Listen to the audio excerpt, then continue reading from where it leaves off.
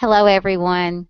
My name is Diana Kennedy, and I'm pleased to welcome you to today's iHomeschool Network iHomeschool Hangout.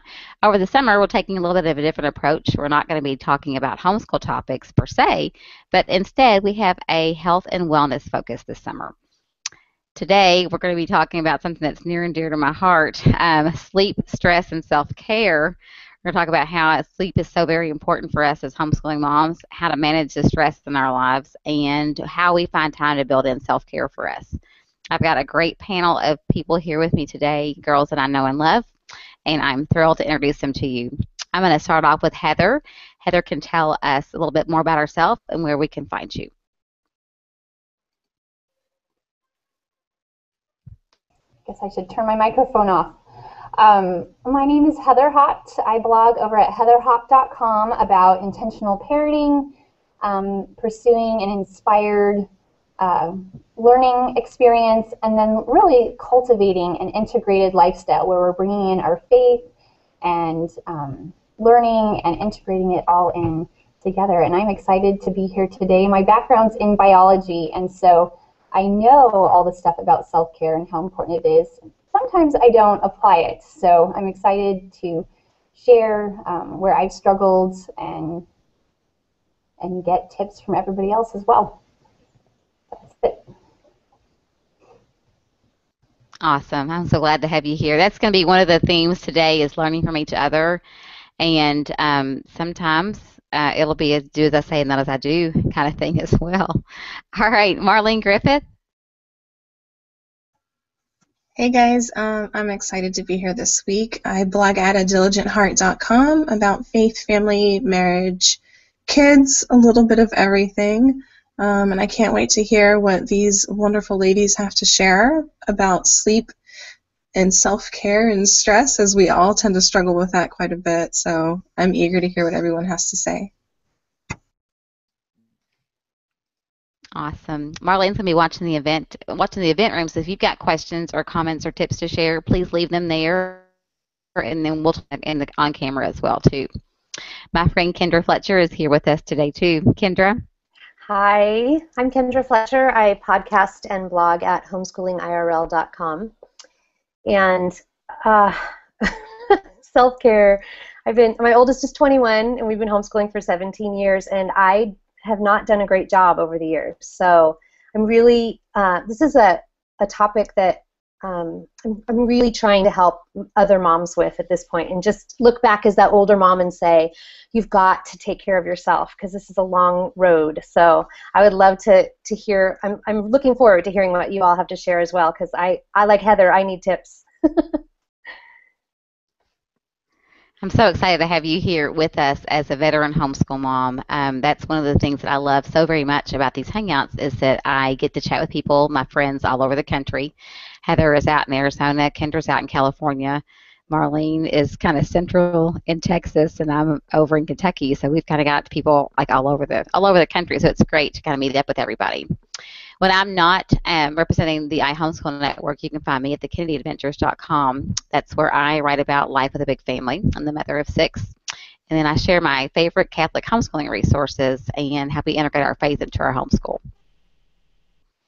Today, we're going to talk about, like I said, stress, sleep, and self-care. I think let's start off. I kind of want to start off with stress, and then we'll move into sleep and kind of leave self-care for last. Being a mother has a whole host of stressors that go along with it. Add homeschooling into the mix, and then you've got, a whole other Pandora's box. So I'd like to talk to the girls about how first of all, is stress a big problem for you? Because for some people, it's not going to be. Some people seem to handle it a little bit better than others. And then if stress is a problem for you, tell me how you manage it. Can I start with you first, Heather? You bet. I am not the even-keeled, nothing phases me kind of person. I wish I was. Thankfully, I'm married to one, so he balances me out. But I am constantly I'm very busy, I'm very high energy, which means I tend to overcommit to a lot of things, in addition to raising 4 children and homeschooling and all those kind of things. And so I constantly have to pray about what I'm doing. And so when I find that I'm stressed, that's usually a trigger for me to go, okay, something's not right. This is not the place where I should be living. And so I go and I pray, and then I take time to plan and prioritize and look at my life and go, am I doing what I'm supposed to be doing? And I think, especially for women, we have seasons where we're supposed to be doing things, and then seasons where we're supposed to be letting things go. And at least for me, I tend to not ever let things go, and I just walk into new seasons and take more on. And so when I get stressed, it's usually a signal for me to go back and pray, seek the Lord, talk to my husband, and then start to let some things go and go, okay, I should not be doing this at this point because this is my priority. And so for me, taking a step back and looking at my life and reassessing what are my priorities, because there's lots of good things to do. What is the best thing that I need to be doing in this season? Doing that, I found, has been extremely helpful. And so usually I try to view stress, especially when I start to react to the stress in my life, I try to take that as a signal to step back, pray, and reassess. Those are some absolutely wonderful tips. Kendra and I actually met in person a few years ago at a conference, and while I was there, I heard Heidi St. John talk about, I can't remember the name of the talk, but she talked about taking the pulse of your family. Kendra this talk. Because if you as a homeschool mom, if you're kind of frantic and running around like a chicken with your head cut off, that is going to spill down to your kids as well. I mean, like, they're going to pick up on that whole vein or kind of underlying current, their underlying current of stress in your life. And you know what? At least my children, they kind of act out too, because they feed off of that.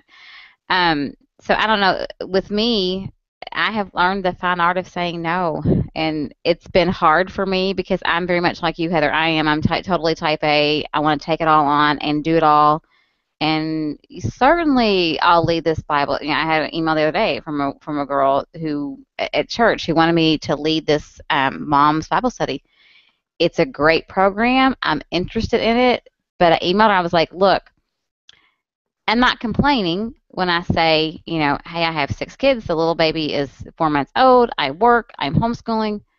That's not me complaining. That's me letting you know as an outsider, kind of, these are the things that I have on my plate. Because I said to her, if you can take a look at my schedule and see where it can fit in, then I'll be glad to help you out. But otherwise, I don't see how this is going to work. And she was very gracious and said, oh, no idea that you had a new baby at home. You know, I'll keep you posted. You know, if you can come and join in, that's great. But otherwise, I totally understand. So, and I think sometimes we get into kind of being yes girls. We want to say yes to everything because, wow, we should. That sounds like a great idea. But I do a lot like you do. I have 2 rules. A, I sleep on it. B, I talk it over with Brett because he has a better handle on kind of looking at it from an outsider perspective a little bit, to be able to say, not a good idea. No, absolutely not. Not Heather. Kendra, tell me about what goes on with you. How do you, is stress a problem for you, and how do you handle it? Yeah, I think, is my mic on? Okay, good. I think one of the things that I learned far too late was to listen or to know myself. And so my husband actually clued in years earlier than I did that I'm a consummate introvert. And the reason that took so long to sort of figure out or understand is that I am super sociable and I handle crowds and people and whatnot very well, but it utterly drains me. And so if I'm speaking at a homeschooling conference, or if I have 10 people in my house, I don't have to go anywhere, and it's draining. And I didn't understand that just conversations or sitting with somebody and ministering or any of those kind of output things were something that I then needed to fill myself back up with quiet and solitude and time to think. And so it was way out of balance for years. And my husband was the first one who sort of caught that. And he would say, you guys, you know, he'd come home and I'd have this glazed look in my eyes, and he'd just say, you guys, Mom is off.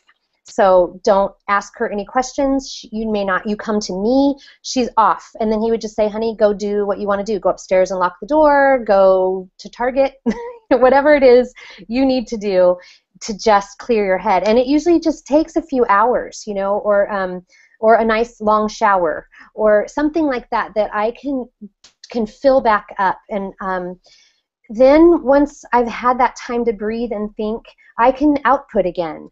But until I learned that about myself, I said yes to way too many things, and the mom guilt, of doing everything that my kids wanted me to do or needed me to do was overwhelming. So that's one thing I would say. Absolutely figure out what your needs are, and don't feel guilty about them, because they're sort of that oxygen mask that you have to put on before you can go help somebody else. Absolutely, because I'm glad you brought that up about personality or temperament traits as far as, and it's funny, me looking at you, I would have assumed that you're very extroverted, and and my extroverted crowds don't bother me. But it's funny, as I'm getting older and as I'm getting more kids in my home, and you know this, I'm becoming I'm kind of shifting a little bit more toward the introverted scale, where I need some just time to just peace and quiet and like you mentioned, which was fabulous. I don't need like a week retreat somewhere.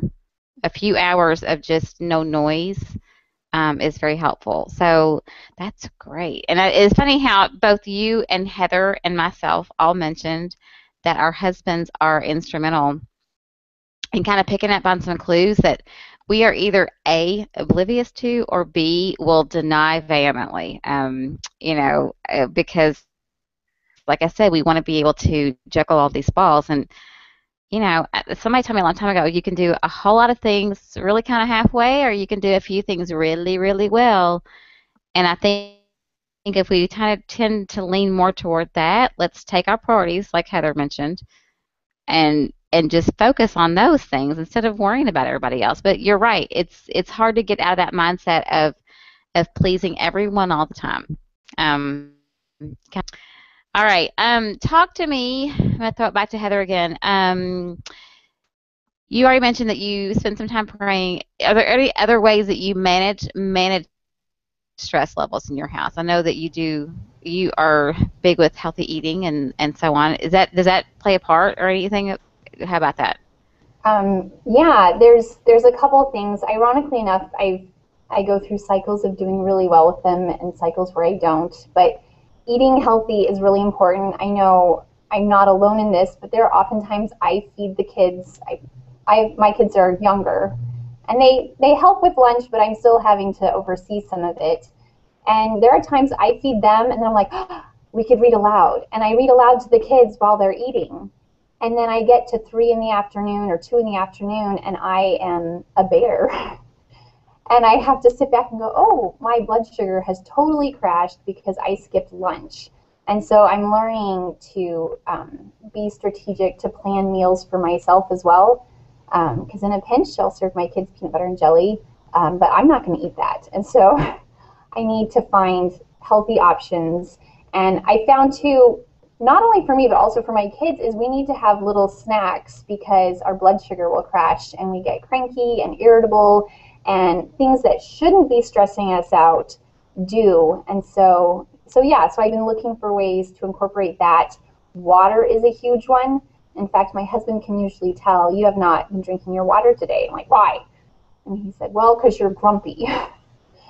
And it's so true, and it's so ironic because I write about these things, and I even did a blog series on how to boost brain power, and one of those is drinking adequate water. And when you don't drink adequate water, you have brain fog. You're irritable. You can't think clearly. You get short with people.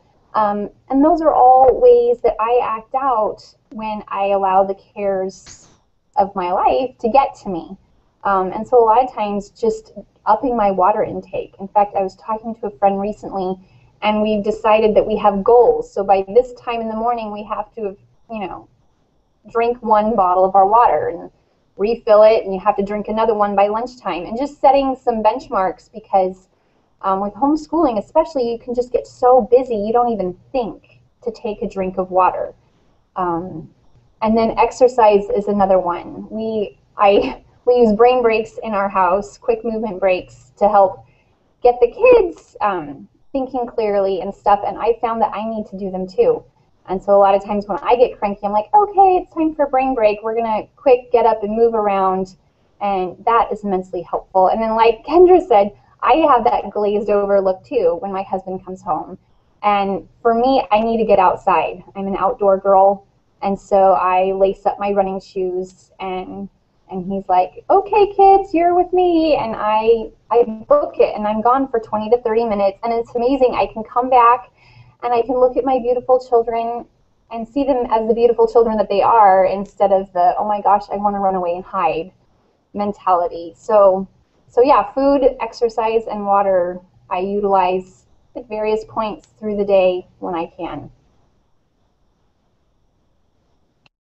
Excellent. I love all those tips. And it's funny because I'm a getting back to runner, and like Heather mentioned, it's amazing. I went to the gym.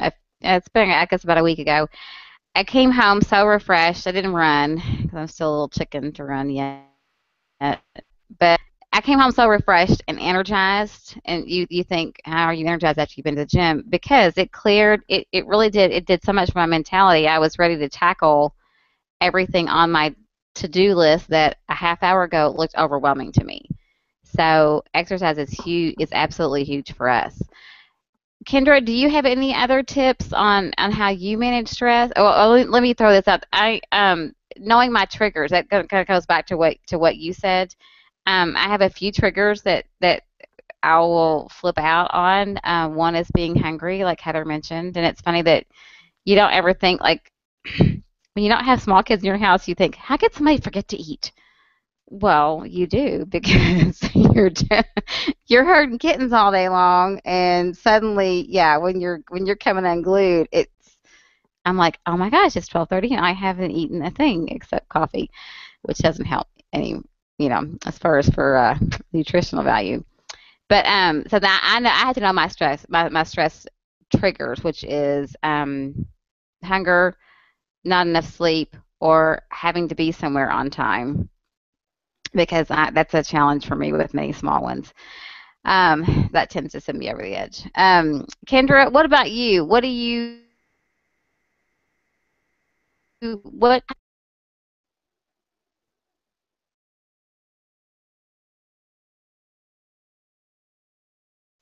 Okay, Diana, you cut out there at the end. So what were you asking me? I'm sorry. I can't hear you. Because I have my There we microphone are. off that time. Okay. So tell me how you manage your stressors. I don't. I mean, the honest truth is, I am terrible. Terrible. So my stressors tend to be the cats that have to be herded. My stressors tend to be I told my kids yesterday morning after I had a very loud, talk with them. I said, you guys, when I'm nice, when I'm kind, and I say something with kindness, you all ignore me. But then when I finally yell, everybody starts to obey. So I know it's it's an issue that's on the parenting end, and we have some things to work on this summer with especially my younger ones. But unfortunately, I tend to just blow my cool instead of managing it well. But I know that sleep and protein for me are huge. So there are a couple of things I do make sure I do. My kids make fun of me because I have the same breakfast every morning, but I don't have to think about it, and it's what gets me through the first half of the day. I'm out of shape right now. We had a really crisis situation last summer, and it just set my whole workout routine off. And then I injured my shoulder, all these excuses. But the bottom line is that is not helping me manage stress well. And so, again, the exercise thing, like Heather said, get outside and, take a walk or take a run or whatever it is you need to do. For me, it's lifting weights, and I cannot wait to get back to that because that is a huge stress reliever. So I think, you're just figuring out what works for you and what is going to help you relieve some of that pressure and that stress. Honestly, having kids home all day long, it's it is probably more than many of us bargained for. And if we are feel free to admit that, that doesn't mean we don't love them less or we don't enjoy them less. It just means we are constantly on and somebody constantly needs us. And somehow you've got to figure out how to manage that for yourself, because it's overwhelming at times. You know, you all know. I totally agree, and I'm so glad that you mentioned that because I just want to like say, dude, this is hard work, and I don't know, parenting to me is harder than my day job. That by any stretch of the imagination. My friends would tease me about because I come into work and I'd mention that how many kids I had to patients. 'Cause I'm a nurse, and they look at me like they're like, "Wow, how do you have time to work?" I'm like, "Well, I don't have time to work, but this is easy, easier, than the hurting of the kittens." And Kendra is so right. It is, and I'm sitting there as I'm listening to her talk about how we're constantly on, from sun up till sundown with the children and the teaching and the mothering and the household running and you know what, we forgot our husbands somewhere along in there too. We had to find time for them somewhere along the way, poor guys. um but yeah, and glad because I sent her a little text message that said I'm so glad to hear that you have trouble, because it's disconcerting sometimes, I think, to read and to watch other moms who seem like they have everything all under control and everything on an even keel, and you think to yourself, why can't I be like that? I'll tell you right now that I'm a hothead, and that is something that I'm working on, or at least attempting to channel it for good, and not be a yeller at my kids, because I don't want to be like that. But it's a daily. And like I said, I know my triggers, but sometimes you do just want to throw your hands up in the air and go, can I just get a break? Can I just like sit down and just not have to worry about anything for just a little bit? So yeah, so giving yourself grace, that's a big one, don't you think? Yeah, and the answer to that, can I just sit down, is no. I mean, I hate to tell you, I just know reality. 8 kids and one of them special needs. But I think that's half the battle too, is getting through, understanding that this is a marathon, and what's gonna get you through that marathon. What do you do? I've never run a marathon, but I know you're a runner, Diana. And so what is it, at the 1 mile mark, at the 5 mile mark, what is it you need? Is it a cup of cold water? Is it, so you may never get to sit down during the marathon, but you do, there are things that can help us on the way through, and definitely not neglecting the spiritual aspect of that either. Yeah, and piggybacking on that, I think extending grace is so important, and stress is a part of life. We all have it. And so utilizing this opportunity with our children to even teach them how do you manage your stressors, and then what do you do when you mess up? Because we all do. In fact, I had a conversation with my kids this morning. We gathered together and I said, okay, mommy needs prayer. Let's pray. And of course they were super excited to pray for me. But we have an opportunity in this to work on managing it, and yet also model to our kids owning up when we mess up, and then what to do after that, and how to extend grace to one another, which I think is just such a neat lesson to teach our children. And so as much as I hate losing the stress battle, when I do, it's an opportunity to point my kids in the right direction and to point our eyes back to the Lord, which has just been phenomenal and a great reminder. And it not only teaches them that, but it also helps with managing stress, because then I'm mindful of what's going on, and I'm going to the source of what can help ultimately when we're stressed out. That's a great point, because I hadn't even thought about your modeling behavior for your kids too. If like me, if you run around and flip out because you have to be somewhere at 10 o'clock and no one's listening to you as you're trying to get the babies dressed. Yeah, so like what are they going to do when they have to be somewhere on time? They're going to act the same way that mom does, because why not flip out? Why shouldn't we all flip out too? So I need to be a little bit more mindful of that. Marlene, do we have questions or comments from the event room before we look at some sleep tips?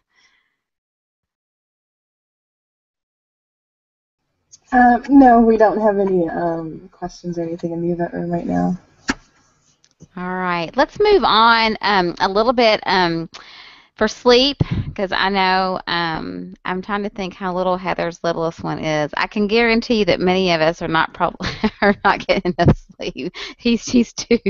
All right, let's talk about sleep. About like I have my notes that is important to you. Absolutely.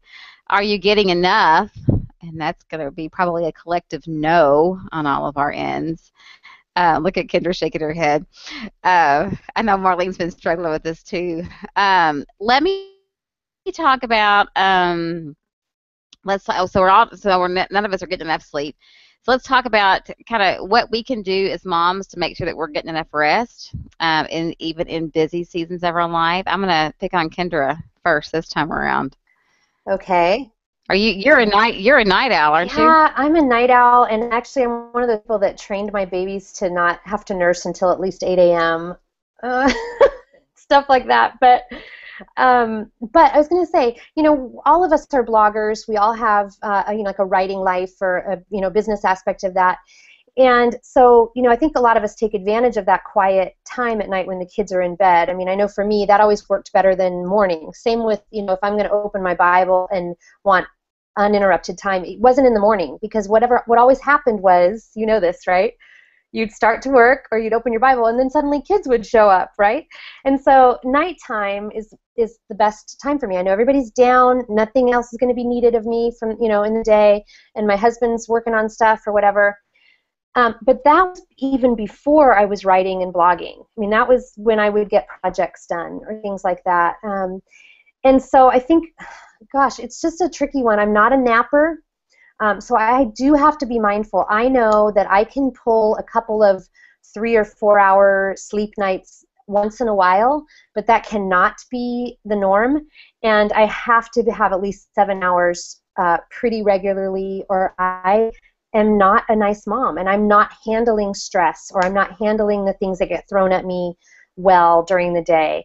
So, whatever that looks like, all bets are off when you're nursing somebody in the middle of the night. You've got to get sleep when you can. But again, I think it's a personal thing. I have a girlfriend who woke her kids up at 4:30 in the morning to start homeschooling with the older ones so that they could be done by the time the little ones were awake. But that meant her personal bedtime was 9 p.m. because she was getting everybody up so early. That would not work for me. But it worked beautifully for her. So, what it is for you, you've got to figure out what hours your body needs and try to stick to it as best you can, even if you're trying to get stuff done, in the morning or at night. That's the best advice I can give, and it's not easy advice. I think we'd all love to just be able to, sleep 2 hours or something, but it's not reality. Well, I'm glad that you mentioned Do It Works for You. I'm telling you, we are struggling like something awful here because of the summer. Oh my gosh, because it's not dark until 9-ish around here. So my kids want to, play, and hang and run around all the time. So that means that they're coming in at 9 o'clock. They've already eaten dinner, but now they're hungry again, and there's bath times, and so our sleep routine is just so totally falling apart here. I don't know. I just fuss that I would like to have some quiet time alone in the evening with my husband after all the children go to bed, but by the time we get them on the bed, then we're all exhausted. We just fall down. I'm like an old lady with my sleep because I work day shift in my regular job, which means I have to be there at 7. So around 7:30, 8 o'clock, maybe 9, honey, I'm like I can't keep my eyes open because I have to get up so early in the morning. So I'm not pleasant to get up early. I mean, it's not like it's easy. I don't hop out of bed, but I don't know. I'm not. I am not. I'm like Kendra. I'm like, I don't know. My sleep's all jacked up. I can't. I can't help you. Maybe Heather can help. Oh, this is my nemesis. Obviously, with nursing babies and stuff, you're up, but I'm not a classic introvert. I'm actually sort of in the middle, but I crave that alone time. And so I tend to sort of goof off for an hour or two for my me time on the internet. And then I'm like, oh, I got to write. Or, oh, I owe someone an article. Or, and so I get online and I write until way, way, way late. And I've actually had some health issues come up, and so I'm in a season of taking a step back from a lot of things. And one of the things that I put on my my goal list, I set goals for my kids, but also semester goals for me. I don't know if you can see that. But I put on there, my goal as a wife is to go to bed when Rich does. And it not only benefits my marriage, but it also is a way to care for myself, which cares for everybody else in turn, because my husband's just a firm, it's 10 o'clock, I go to bed kind of guy, and so it's forcing me to be more disciplined with my evening if I'm working on blogging or writing, because I need to get it done, because when he goes to bed, he now knows what my goal is, so he holds me to it. But it's something that I'm having to do. I'm struggling with anemia right now, which means I'm exhausted all the time. And so I'm not in a season where I can push the sleep. If I lose out on sleep, I just can't function the next day. And so I'm in a season of being intentional about pursuing sleep, and I'm excited because as we sleep more, we think clearer, we function so much better. And I'm noticing it more and more as I get older. I can't fudge on the sleep like I could even just a few years ago. I think that comes with being a mom. And I laugh. I say, I may have to take a conversation up with God about we should our sleep, like all those times I'm just gonna laugh, like, your teenagers will sleep till noon and you're like, what are they doing? We can never do that. Like, there's too much to do. I wish I could bank those hours that, in college, and I got by on a lot less sleep in college. I don't know how I managed to do it, but oh my gosh. Well, Go taking ahead. care of yourself is much different than taking care of yourself and 5 other people. Right. I try to explain that to my teenagers when they're telling me how swamped they are. I just go, okay.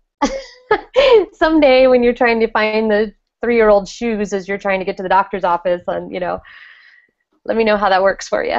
So yeah, I know we often say that those kind of things are just wasted on the youth, right?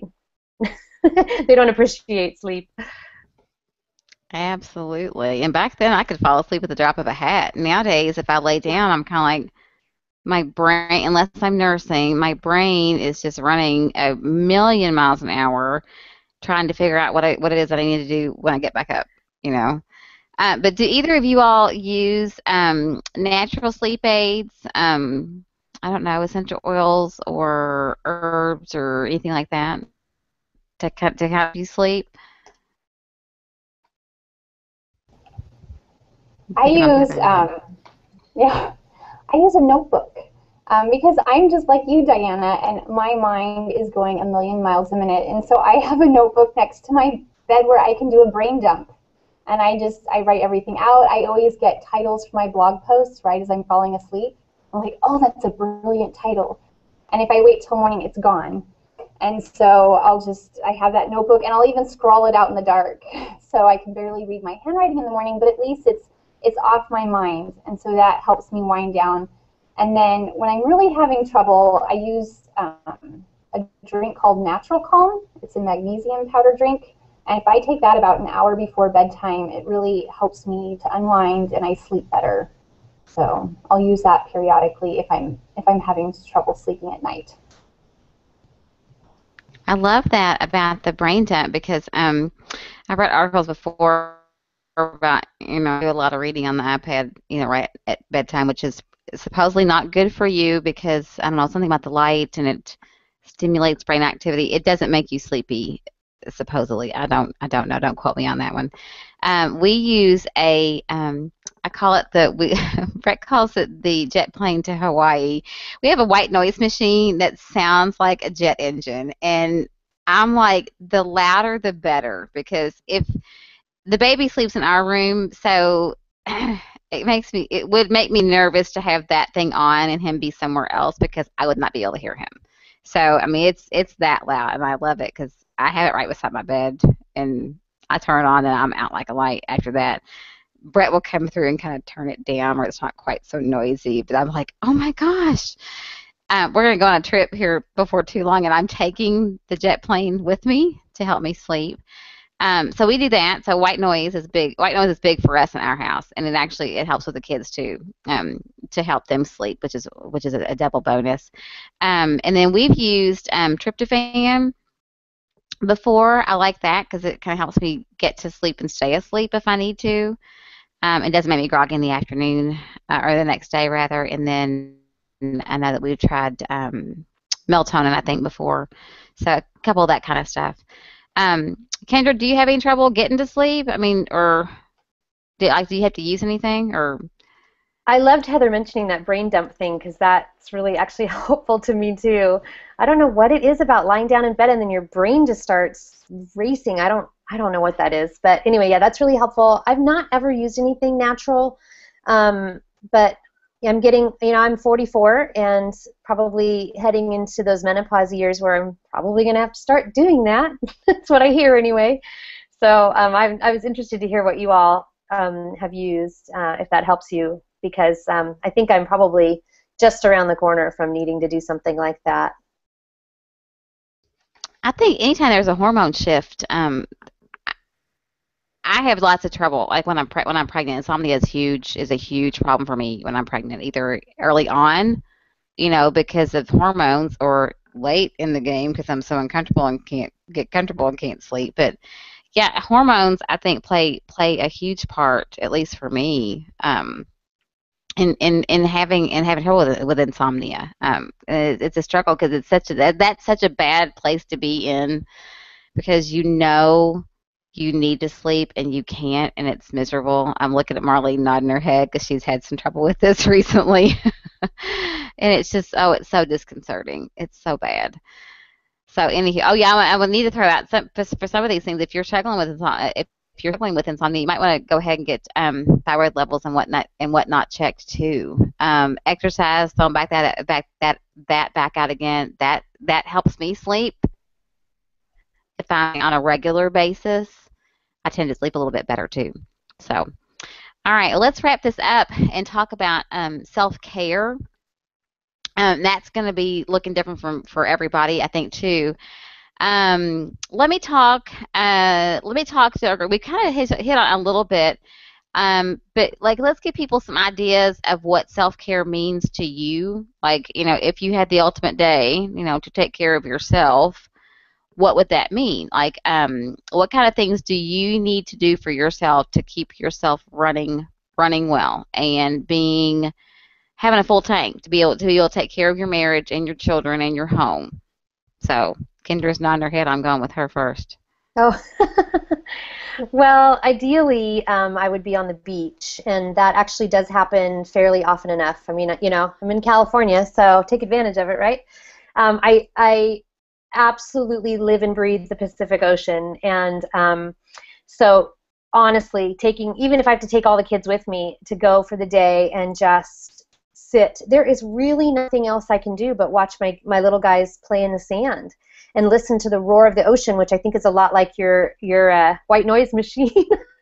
So it's that roar of the ocean. It's beautiful. It smells good. It's like the world's best babysitter because it's a gigantic sandbox. Everybody's happy. Nobody cares if sand is in their potato chips. Nobody's complaining. So I do try to do that as often as possible. And I think, obviously not everybody has access to a beach, but is it a river for you? Is it the mountains? Is it a meadow? Is it your backyard?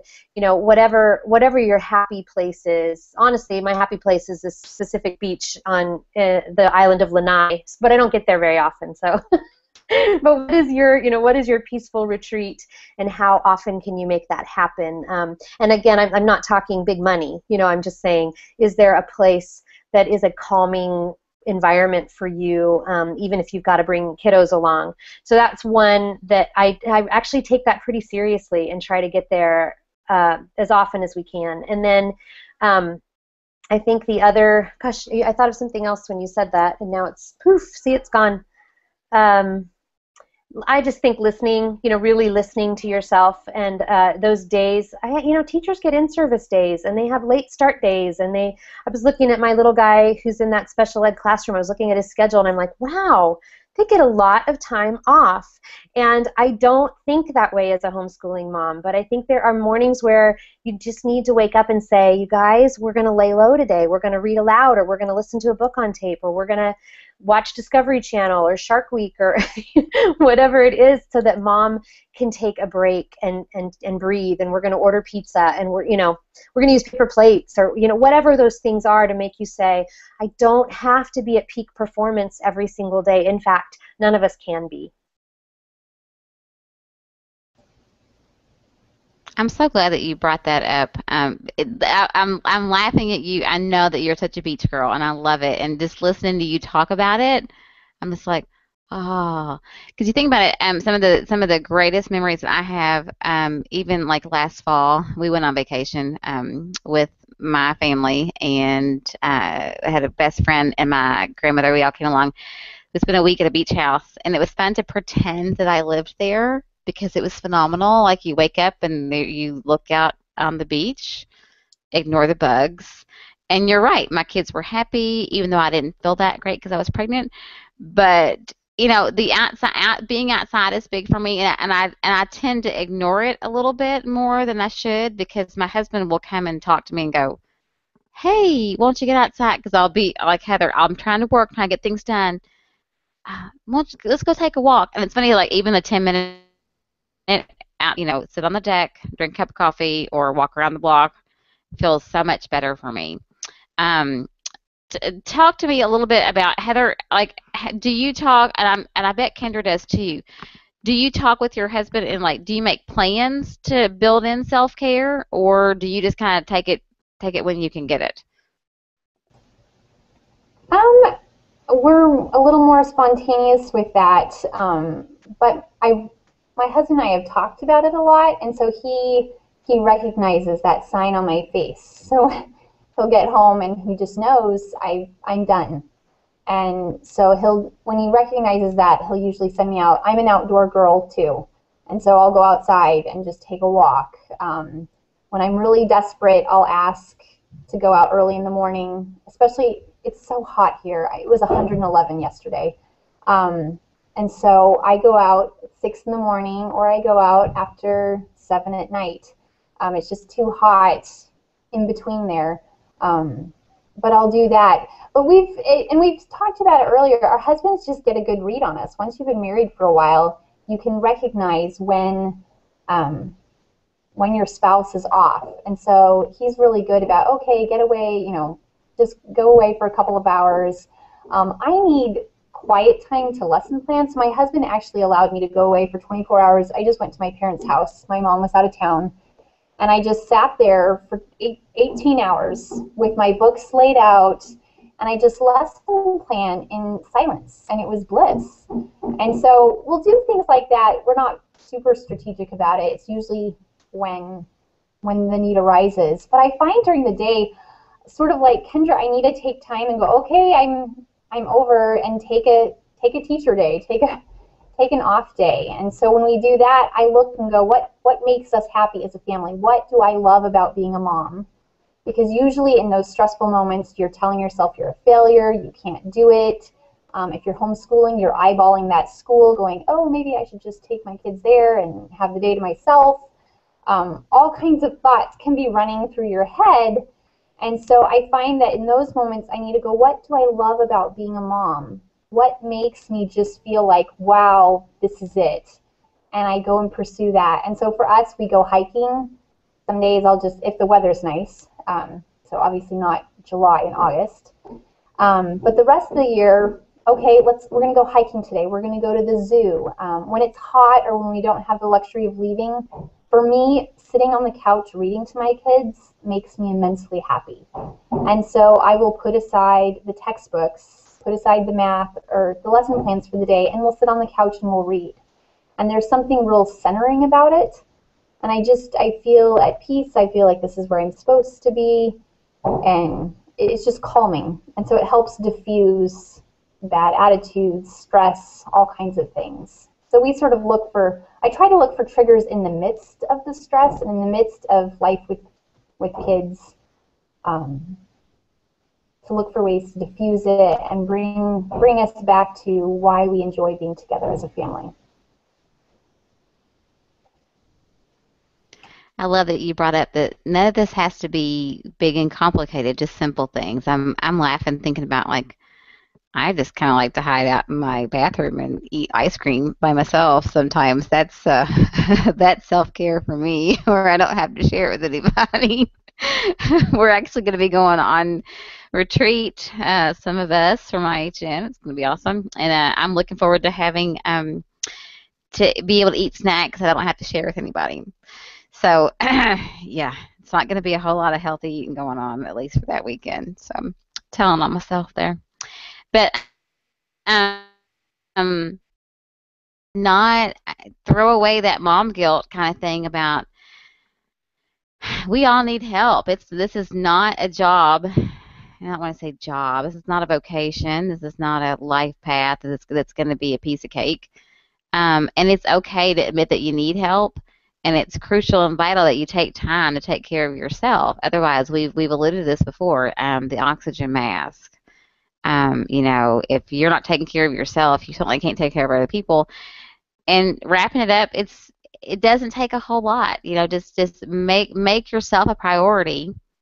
I don't mean like going to the spa every day and getting your nails done, but just taking care of yourself, being in the right frame of mind helps you to be such a better mother and such a better wife, such a better homeschooling parent, such a better teacher. Whatever kind of label you want to put on it, but it makes you so much better. So I am thrilled once again to have all of my friends here with me. I love these hangouts and love getting to chat with folks and to learn from everybody. I'm anxious to go out and check some of the links that are over in the event room. Marlene's telling me that there's some great ideas being shared over there. So if you're watching this later, be sure you go back and check out those links. And I know some of our viewers offered up some ideas to kind of help out with self-care. But today, be sure to go out and check out our panelists. Once again, I have Heather Haupt and Marlene Griffith and Kendra Fletcher and myself. I'm Diana Kennedy.